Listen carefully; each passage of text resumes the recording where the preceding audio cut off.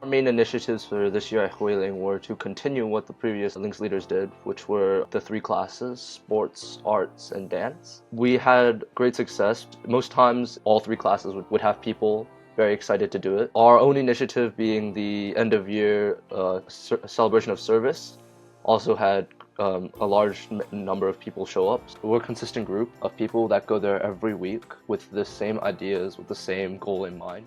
Realized that what I thought I was doing as a leader wasn't really leading, but kind of just guiding them with the help of a teacher. The rest of the year, I focused on trying to actually lead the group and trying to make my own decisions and trying to take more initiative.